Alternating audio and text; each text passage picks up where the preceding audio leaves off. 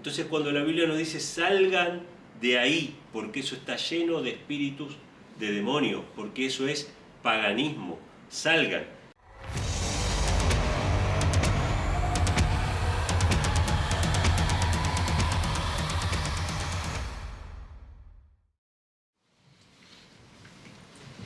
Saludos hermanos, Dios les bendiga, sean todos bienvenidos, saludos a todos los que nos miran a la distancia.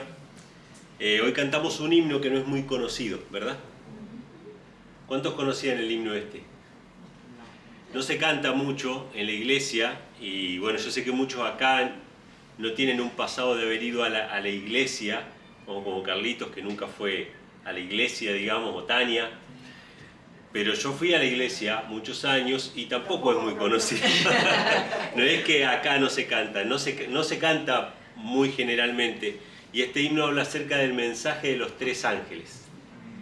Y qué importante que es conocer el mensaje de los tres ángeles, porque es la función para la cual la Iglesia Adventista del Séptimo Día fue levantada.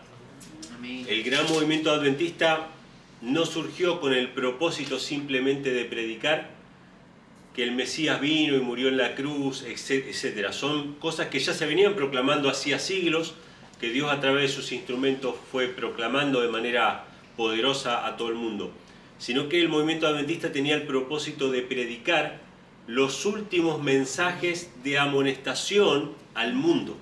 Ese es el propósito del movimiento adventista. Y si nosotros no conocemos el propósito para el que estamos, nos podemos llegar a convertir en una iglesia como las demás.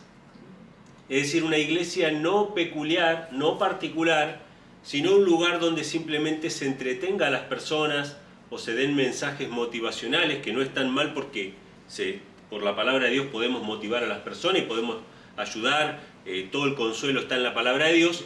Pero hay un centro del mensaje que tiene que ver con el mensaje de los tres ángeles. Y yo no voy a extenderme hoy aquí en el mensaje de los tres ángeles, pero sí me gustaría que nosotros podamos reflexionar en uno de esos mensajes, ¿sí? Que es el mensaje del segundo ángel. Vamos a hacer un pequeño repaso mental, sin ir a los textos, pero un pequeño repaso mental para que recordemos. ¿Cómo era el mensaje del primer ángel? ¿Se acuerdan? Temed a Dios y dadle gloria porque la hora de su juicio ha llegado.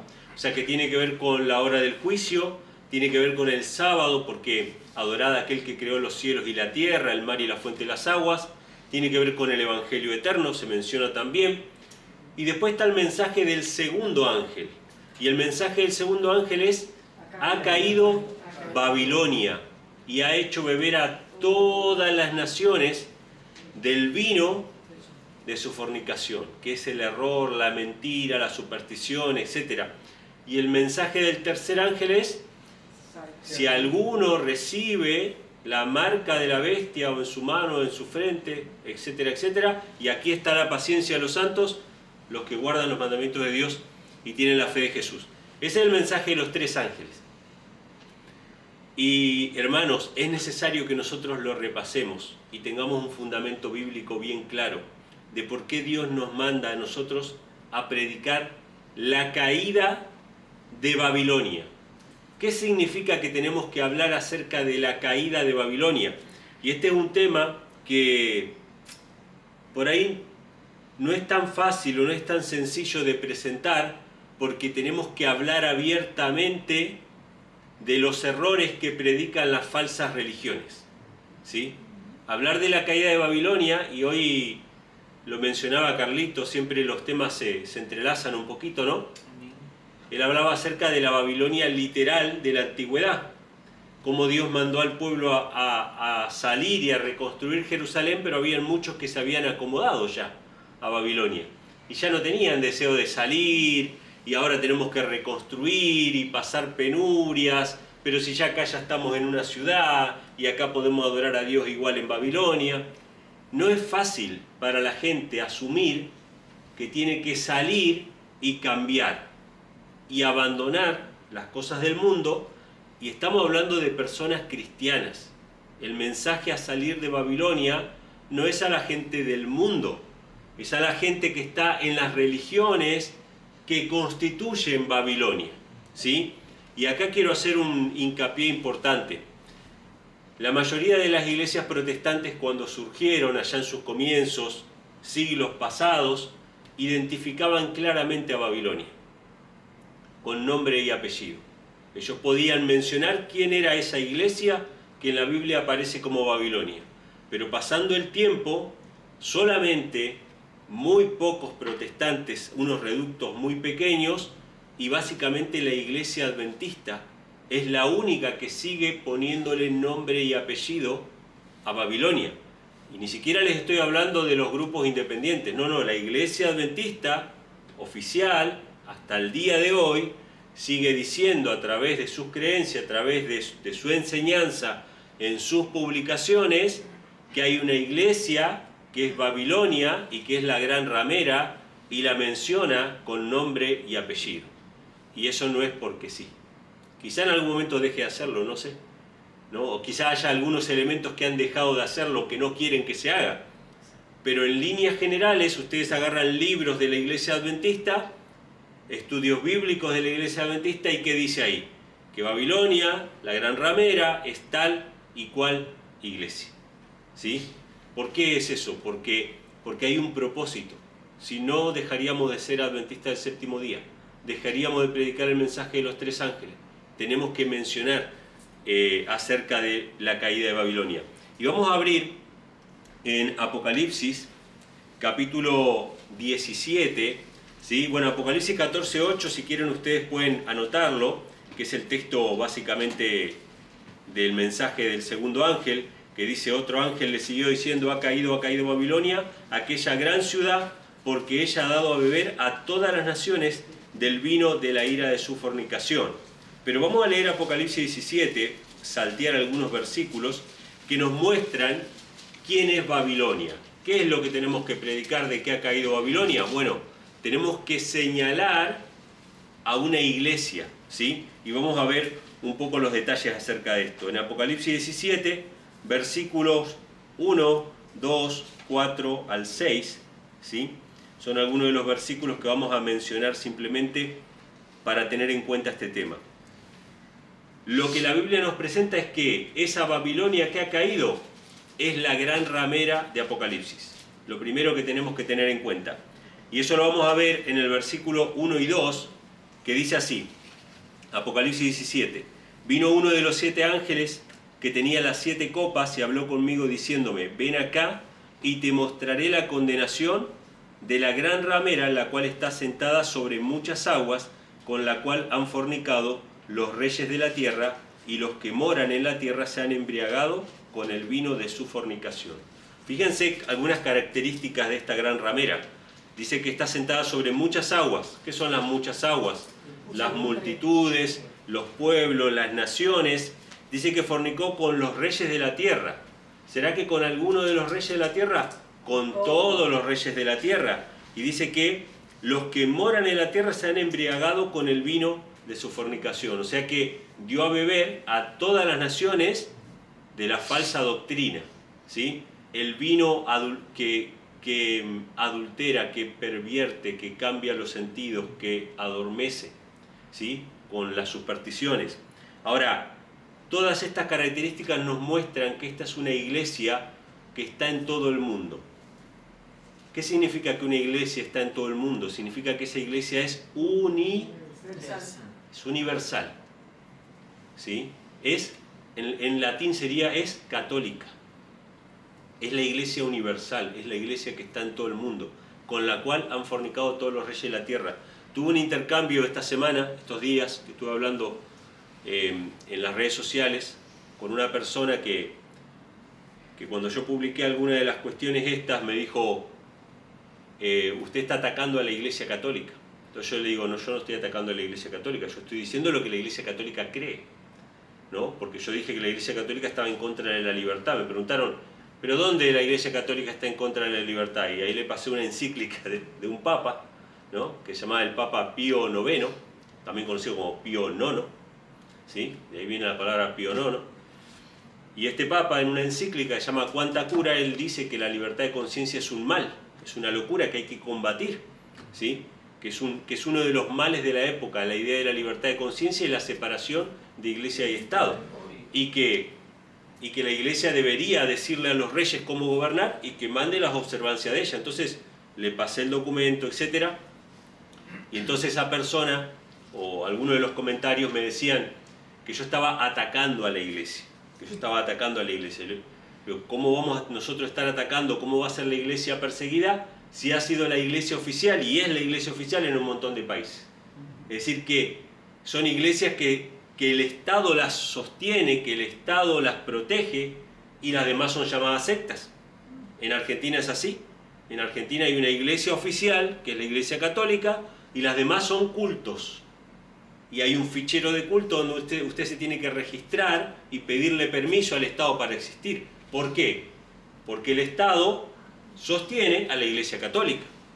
Entonces, ¿qué significa que ha fornicado con todos los reyes de la tierra esta iglesia? Significa que está unida al Estado. En la mayoría de las partes del mundo, la Iglesia Católica tiene el apoyo del Estado. ¿Cuándo empezó la Iglesia Católica a ser una ramera? Cuando el emperador Constantino empezó a apoyar y a sostener y a usar a la iglesia como medio para unificar el imperio. Y ahí se mezcló el paganismo con el cristianismo, ¿sí? Entonces eso significa fornicar con los reyes de la tierra, cuando hay unión entre iglesia y Estado, ¿sí? ¿Cuál es la ramera? La iglesia que está unida al gobierno. Dice el versículo 4, la mujer estaba vestida de púrpura y de escarlata y adornada con oro, piedras preciosas y perlas, y tenía en su mano un cáliz de oro, lleno de las abominaciones y de la suciedad de su fornicación, y en su frente un nombre escrito, Misterio, Babilonia la Grande, la madre de las rameras y de las abominaciones de la tierra. Y vi a la mujer embriagada de la sangre de los santos y de la sangre de los mártires de Jesús, y cuando la vi quedé maravillado con gran asombro. Bueno, la descripción que se hace acá es demasiado clara. Se mencionan cosas muy claras. Dice que esta mujer, que es Babilonia, estaba adornada con escarlata, con púrpura, con oro, con piedras preciosas, perlas, y tenía en la mano un cáliz de oro. No hay muchas iglesias que sean universales, que estén unidas al Estado, que usen el púrpura, la escarlata, las piedras preciosas de las perlas, y el centro de su culto sea un cáliz de oro donde se entrega el sacrificio idolátrico de la misa. No hay otra iglesia que cumpla esas características. Evidentemente, cuando la Biblia nos manda a predicar la caída de Babilonia, nos manda a advertirles al mundo que se cuiden de las doctrinas que predica esta iglesia. Y aparte dice que estaba embriagada de la sangre de los santos. ¿Qué iglesia hay que haya matado más gente inocente, ¿no?, para imponer sus creencias que la Iglesia Católica? No hay descripción que calce mejor con la Iglesia Católica que lo que menciona este pasaje. Ahora, sabemos que esta ramera, sabemos que Babilonia es la ramera, y ahora tenemos que determinar que la ramera es una iglesia. Y eso lo vamos a ver en la Biblia. Vamos a ver algunos versículos. Oseas capítulo 2, versículo 19, donde la Biblia compara a la iglesia con una esposa y a la relación de Dios con su iglesia con el matrimonio. Oseas capítulo 2, versículo 19. Oseas capítulo 2, versículo 19, y nos dice algo interesante este pasaje. ¿Cómo es que nosotros llegamos a ser la iglesia verdadera? ¿Cómo es que nosotros llegamos a ser parte de la iglesia de Cristo? Porque en la Biblia aparecen las dos mujeres, aparece la ramera y aparece la mujer que es la esposa de Cristo. Oseas 2, versículo 19 dice, te desposaré conmigo para siempre, te desposaré conmigo en justicia y juicio, en compasión y en misericordia. Fíjense qué interesante, ¿no? Acá aparecen las características de Dios, ¿no? La justicia y la misericordia. Cómo Dios llama a su pueblo Israel y a nosotros, a cada uno de nosotros, a ser la esposa de Dios, ¿no? Dice, te desposaré conmigo en justicia, en juicio, en compasión y en misericordia. O sea que hay condiciones para el matrimonio con Dios. Si nosotros andamos en justicia, si aceptamos su misericordia, podemos ser parte de la iglesia de Dios. Otro pasaje que habla acerca de lo mismo es Jeremías capítulo 3, versículo 14. Jeremías capítulo 3, versículo 14. Ahí se nos llama también a formar parte de la iglesia verdadera y se nos pone también una condición para ser parte de esa iglesia verdadera, para ser la esposa de Cristo. ¿Qué tenemos que hacer? Tenemos que convertirnos, dice la palabra. Jeremías capítulo 3, versículo 14. Convertíos, hijos rebeldes. Fíjense, ¿no? El llamamiento es a convertirse. Convertíos, hijos rebeldes, dice Jehová, porque yo soy vuestro esposo, y os tomaré uno de una ciudad y dos de una familia, y os introduciré en Sión. O sea, el llamamiento que hace Dios a su pueblo es a convertirse para poder ser parte de esa iglesia verdadera.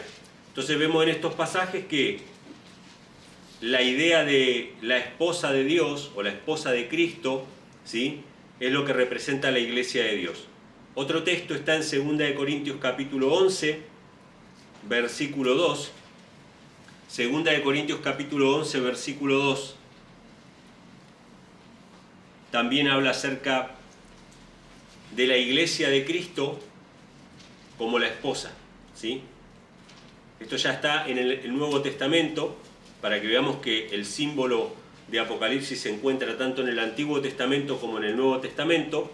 2 Corintios capítulo 11, versículo 2. Dice así: porque os celo, o sea, el apóstol Pablo le dice a la iglesia, ¿no? Os celo con celo de Dios, porque os he desposado a un esposo, para presentaros como una virgen pura a Cristo.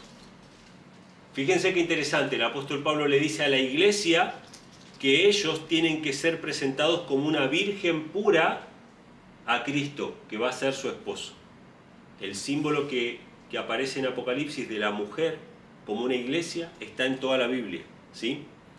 Otro texto, Efesios capítulo 5, esto es del Nuevo Testamento también, Efesios capítulo 5, versículos 25 al 27, para que quede bien claro que la mujer representa a la iglesia, nos presenta nuevamente este símbolo. Efesios capítulo 5, versículos 25 al 27.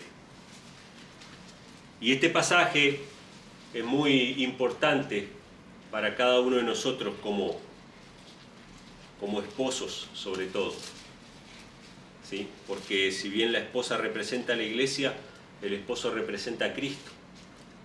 Y sabemos que nuestra primera iglesia como esposos, o sea, es nuestra casa. Hay una iglesia en general que es la iglesia, son el pueblo de Dios, pero cada familia es una iglesia y cada hombre es llamado a ser un sacerdote. Y es importante este pasaje para comprender la responsabilidad que tenemos como esposos. Dice Efesios 5, 25 al 27, maridos, amad a vuestras esposas, así como Cristo amó a la iglesia y se entregó a sí mismo por ella, para santificarla, limpiándola en el lavamiento del agua por la palabra, para presentársela gloriosa para sí, una iglesia que no tuviese mancha, ni arruga, ni cosa semejante, sino que fuese santa y sin mancha. Varias cosas que aparecen en este pasaje nos dice a nosotros como esposos, ¿no? Maridos, amad a vuestras esposas así como Cristo amó a la iglesia. Y dice algo importante: se entregó a sí mismo por ella, para santificarla y limpiarla. ¿Quién es el que tiene que hacer el sacrificio en el matrimonio? ¿Quién es el que tiene que sacrificarse y luchar si hay un matrimonio que está en crisis? El esposo tiene que hacer todo lo posible. El esposo tiene que ser el sacerdote, tiene que orar por la familia, tiene que estar dispuesto a sacrificarse por la familia. Acá nos da el ejemplo de Cristo, que entregó su vida por ella, para salvarla, ¿sí? El que tiene que entregar la vida en el matrimonio es el esposo, por su esposa, para salvarla, ¿sí? Entonces acá vemos nuevamente el símbolo, y en realidad son algunos de los versículos que aparecen. Hay muchos versículos que aparecen Pero hay uno que quisiera destacar también, que está en Cantar de los Cantares. Ustedes saben que el libro de Cantares es el libro que más habla acerca de la relación de un esposo y una esposa. Que obviamente es una profecía porque está hablando acerca de Cristo y de la iglesia. Salomón es el que escribe este libro para su mujer y proféticamente deja algunos detalles muy interesantes. Cantar de los Cantares capítulo 8, versículo 6, ahí aparece algo que le dice el esposo a la esposa. Y antes de este versículo, que vamos a leer es el versículo 6, pero antes y después de este versículo, uno puede contemplar el panorama del Apocalipsis. Todo está relacionado en la Biblia, hermanos. Nunca nuestro estudio tiene que ser sesgado, sectorizado y decir, bueno, voy a leer Apocalipsis y voy a interpretar como a mí me parezca. No, en toda la Biblia está la explicación del Apocalipsis. Si hay una mujer ramera en Apocalipsis, tenemos que ver qué significa en el resto de la Biblia. Y es tan sorprendente la relación que cualquiera que lea Cantar de los Cantares dice, bueno, es un poema de amor de su esposo para la esposa le responde y así, y no hay más nada. Pero si lo leemos a la luz de todas las Escrituras, hermanos, todo está conectado. Fíjense cómo dice el versículo 6 de Cantares 8. Dice, ponme como un sello sobre tu corazón y como una marca sobre tu brazo. Si yo no leo Apocalipsis, si yo no leo el resto de la Biblia, esto es un mensaje de amor nada más. Pero acá es el esposo diciéndole a la esposa, ponme a mí como un sello sobre tu corazón y una marca sobre tu brazo. ¿Hay un grupo de sellados en el Apocalipsis? Sí. Claro que sí. Hay un grupo de sellados, ¿sí? Esta es una referencia clara. Y dice, porque fuerte como la muerte es el amor, duros como el sepulcro los celos, sus brasas de fuego, fuerte llama. ¿Qué significa que el amor es tan fuerte como la muerte? Significa que va a haber gente que va a estar dispuesta a morir por Cristo. Está dispuesta a entregar su vida antes que defraudar a Cristo, antes que recibir la marca de la bestia. Ahora, ¿por qué esto está relacionado con Apocalipsis? Un versículo antes dice el esposo que la vio a ella venir del desierto. ¿Había una mujer en el desierto en Apocalipsis? Dice, allí tuvo tu madre dolores de parto. Hay una mujer que tuvo dolores de parto en Apocalipsis y que está en el desierto, y hay una descendencia de la mujer que guarda los mandamientos de Dios y tiene testimonio de Jesucristo. Y un versículo después dice que las muchas aguas no podrán apagar el amor ni lo ahogarán los ríos. Hay un dragón que echa un río para tratar de destruir a la mujer, pero la tierra abre su boca y se traga el río. Las muchas aguas no podrán apagar el amor. Los que reciban el sello de Dios en el tiempo final van a estar sellados por el amor de Dios, el amor a su palabra, el amor al esposo. Van a seguir al Cordero por donde quiera que va. Entonces, vemos en toda la Biblia que la relación de un esposo con una mujer, con una esposa, es la relación de Dios con su iglesia. Por lo tanto, cuando vemos una mujer ramera, una mujer adúltera, eso es una iglesia apóstata. Es una iglesia que abandonó a su esposo y se fue tras ídolos, tras reyes, tras todo lo que encontró en el camino. Vamos a ver esta explicación en un pasaje bastante revelador que está en Ezequiel capítulo 16. Vamos a saltar algunos versículos, ¿sí? Ezequiel capítulo 16, versículos 8, vamos a leer del 13 al 15 y el 32. Ezequiel capítulo 16, versículo 8, 13 al 15 y 32, lo vamos a ir leyendo un poquito, y es nuevamente el símbolo, ¿no? La mujer que es Israel, el esposo que es Dios, cómo Dios salva a esta mujer, entrega su vida por ella, y ella al final dice que traiciona a su esposo. Ezequiel capítulo 16, versículo 8, nos dice lo siguiente.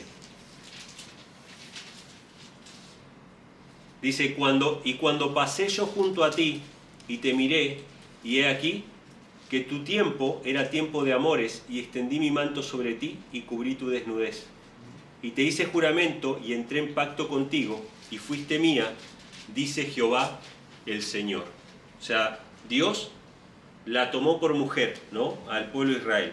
Versículo 13. Fuiste adornada de oro y de plata, y tu vestido fue lino y seda y bordado. Comiste flor de harina de trigo y miel y aceite, y fuiste hermoseada en extremo, y has prosperado hasta reinar. Y salió tu renombre entre las naciones a causa de tu hermosura, porque era perfecta, a causa de mi hermosura que yo puse sobre ti. O sea, esa mujer era hermosa porque Dios la hermoseaba. Y eso es algo que la iglesia nunca debe olvidar, porque fue el pecado de Lucifer, ¿no? El pecado de Lucifer fue que él creyó que él era hermoso por sí mismo, inteligente por sí mismo, y era Dios el que le daba eso. Entonces dice Jehová el Señor, pero confiaste en tu hermosura y te prostituiste a causa de tu renombre y derramaste tus fornicaciones, a cuantos pasaron, suya eras. Versículo 32 dice, sino que como mujer adúltera, que en lugar de su marido recibe a ajenos. Qué interesante la descripción de lo que es una mujer adúltera, una ramera. Es aquella que dice estar casada con Dios, dice que Dios es su esposo, pero en realidad tiene un montón de otros esposos. ¿Conocemos alguna iglesia que tenga muchos ídolos, que se llame cristiana? Porque también están los hindúes, que tienen muchos ídolos, muchos dioses, pero ellos no dicen ser cristianos. ¿Puede ser los hindúes la ramera? Tiene que ser una iglesia que diga que Dios es su esposo, pero que en la práctica tenga un montón de ídolos. ¿Hay alguna iglesia así? Evidentemente la Iglesia Católica dice ser esposa de Cristo, pero en realidad se postra ante los ídolos que haya y también fornica con los reyes de la tierra, es decir, recibe ayuda de los gobiernos. Cuidado con esto, iglesias protestantes, iglesias adventistas también. ¿Qué significa ser una ramera? Recibir ayuda del gobierno. Mantengámonos alejados de cualquier ayuda del gobierno.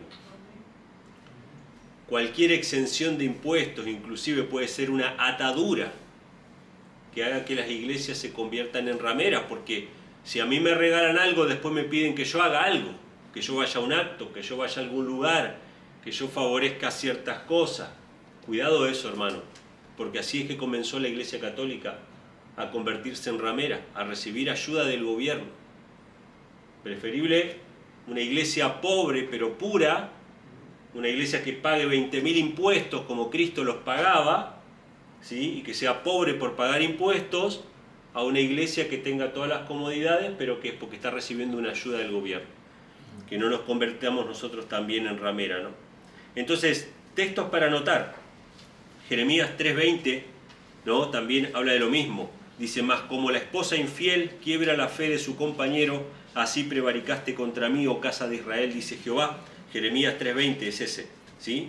Compara a Israel con una esposa infiel, ¿sí?, con una ramera que abandonó a su esposo.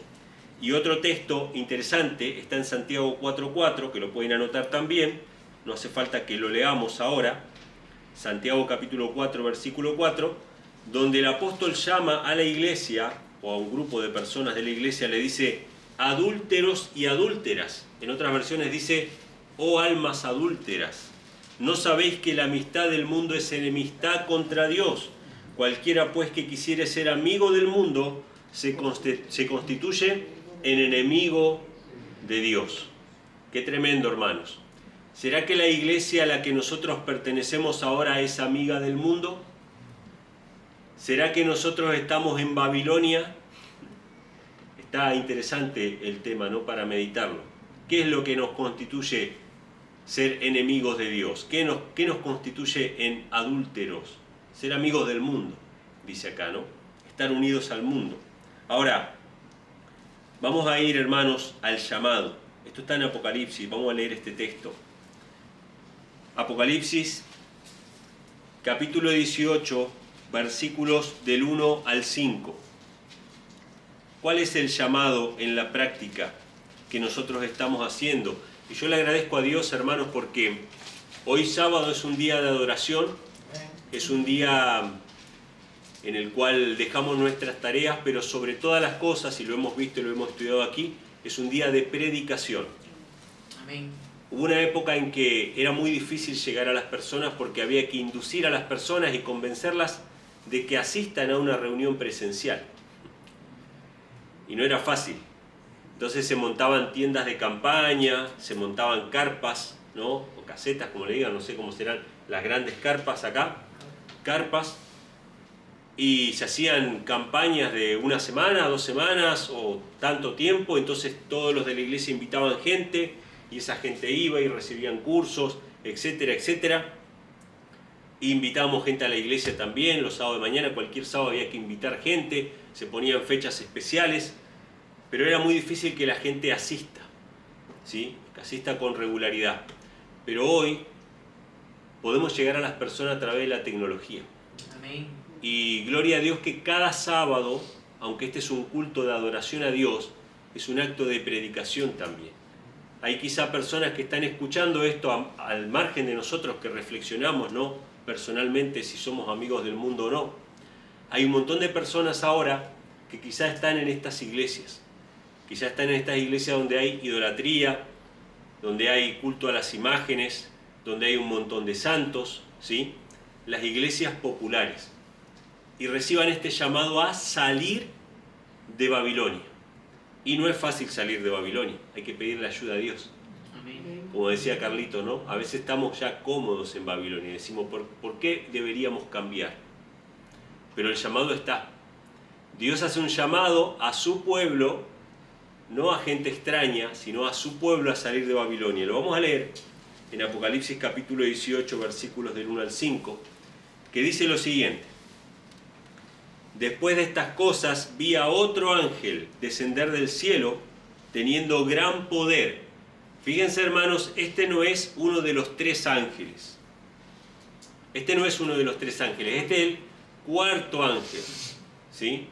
Primero están los 3 ángeles, el segundo habla acerca de la caída de Babilonia, pero el 4.º ángel, que es el que nosotros tenemos que predicar ahora, hace un llamado a los que están en Babilonia. Después de estas cosas vi otro ángel descender del cielo teniendo gran poder, y la tierra fue alumbrada con su gloria. Fíjense qué importante esto, hermano. Este mensaje se va a dar. Puede que sea un poco incómodo decirle a alguien que su religión está equivocada, pero ese mensaje va a alumbrar toda la tierra con su gloria. Amén. ¿Sí? La revelación del carácter de Dios, del amor de Dios, de su justicia, de los 10 mandamientos en particular, que es la verdad de Dios, que se va a debatir en todo el mundo va a conocer acerca del sábado, de la prohibición de adorar imágenes, que es parte de la ley de Dios, que va a ser revelado también. Esa luz va a iluminar hasta los confines de la tierra, con nosotros o sin nosotros. Esperemos que podamos ser partícipes de esa proclamación. Pero ese mensaje va a llegar a todas partes, va a iluminar la tierra con su gloria. Y clamó fuertemente en alta voz diciendo, caída es Babilonia la grande, y es hecha habitación de demonios, y guarida de todo espíritu inmundo, y albergue de toda ave inmunda y aborrecible, porque todas las naciones han bebido del vino del furor de su fornicación, y los reyes de la tierra han fornicado con ella, y los mercaderes de la tierra se han enriquecido de la abundancia de sus deleites. Y oí otra voz del cielo que decía, salid de ella, pueblo mío, para que no seáis partícipe de sus pecados, y para que no recibáis de sus plagas, porque sus pecados han llegado hasta el cielo, y Dios se ha acordado de las maldades de ellas. Hermanos, hay varias cosas en este mensaje. La caída de Babilonia es algo que ya se mencionaba en los 3 ángeles. Pero acá menciona algo más. Dice, se ha hecho habitación de demonios, y guarida de todo espíritu inmundo y albergue de toda ave inmunda y aborrecible. Yo le voy a hacer una pregunta, hermanos. Sabemos que el catolicismo se va a ir fortaleciendo en estos tiempos finales a través de engaños, de falsos milagros, ¿sí? Las evidencias de que el catolicismo es verdadero, entre comillas, se va a dar en que una estatua va a llorar sangre, que van a haber apariciones, que van a haber manifestaciones de todo tipo. ¿Quiénes van a hacer esas manifestaciones? Espíritus inmundos. Entonces el llamado que hace Dios a su pueblo que está en Babilonia, que esto es muy interesante, hermanos. Si alguien está escuchando este mensaje y se siente identificado y está en la Iglesia Católica, sepa que Dios lo llama a usted mi pueblo. Amén. Amén. Dios lo llama mi pueblo, pero te dice sal de ella, pueblo mío. Porque eso está lleno de espíritus inmundos. Está lleno de prácticas paganas, de adoración a ídolos. Algo interesante, hermano, mucha gente no sabe. La gente dice, bueno, esa es la imagen de la Virgen María, la mamá de Jesús. Está bien. Esa es la imagen del apóstol Pedro, que era un discípulo de Jesús. Está bien. Pero ustedes saben que en un principio no era así. El Imperio Romano lo que hizo fue a la imagen de una diosa, que era la diosa Diana, en algunos lugares Diana, en la antigua Babilonia Semiramis, que era una diosa de los romanos, le pusieron el nombre de María. A la estatua de Júpiter, que de hecho en el Vaticano está la estatua de Júpiter, que es la misma que adoraban los paganos, no es una estatua de Pedro, es una estatua de Júpiter, de un dios pagano. Hoy la adoran como si fuera Pedro, pero es la misma estatua que los paganos adoraban. No estoy diciendo que es la misma en el sentido de que es una réplica, es la misma. Fue tallada esa estatua por los romanos en honor a Júpiter, pero ahora se adora como si fuera el apóstol Pedro. Estamos hablando de paganismo en todo el sentido de la palabra. El dios más grande de todos los paganos de la antigüedad era el sol. Ustedes no ven la imagen del sol en la hostia, en diferentes lugares que se adora esa imagen como si fuera una representación de Cristo. Entonces cuando la Biblia nos dice salgan de ahí, porque eso está lleno de espíritus de demonios, porque eso es paganismo, salgan. Y agrega algo más, dice, salid de ella, pueblo mío, para que no seáis partícipe de sus pecados y para que no recibáis parte de sus plagas. Apocalipsis capítulo 18 habla de la condenación de la gran ramera, de la caída definitiva de la gran ramera. ¿Cómo podemos nosotros ser partícipes de sus pecados? Sosteniendo, patrocinando, inclinándonos quizás delante de esas imágenes o participando de esos cultos. Entonces hay un llamado que Dios hace a su pueblo a salir de Babilonia y hermanos, nosotros como pueblo de Dios tenemos que cuidarnos de no convertirnos en una hermana de la caída Babilonia. La sierva del Señor, Elena G. White, tiene una cita muy interesante que muchos adventistas no les gusta ver la palabra adventista y Babilonia en el mismo renglón, ¿no? Pero Elena G. White tiene citas donde la palabra adventista y Babilonia están en el mismo renglón. Ella dice, corremos el riesgo de convertirnos en una hermana de la caída Babilonia si permitimos que la mundanalidad entre en la iglesia. Qué llamamiento que nos hace Dios a nosotros como pueblo a permanecer puros, separados del mundo, ¿sí? Y teniendo a Cristo solamente como nuestro esposo. Amén. ¿Podemos caer nosotros como adventistas en idolatría también, teniendo otro esposo aparte de Cristo? Sí, claro que sí. Puedo ser yo mi propio Dios, otra persona mi propio Dios, ¿sí? Y descorrer a Cristo del lugar que le corresponde. Así que hermanos, el llamado que Dios hace en el mensaje del segundo ángel y el mensaje del cuarto ángel es: ha caído Babilonia y salgan de ella, pueblo mío. Salgamos nosotros, proclamemos este mensaje para que la tierra pueda ser alumbrada con la gloria del Evangelio. Amén. Que Dios les bendiga. Amén.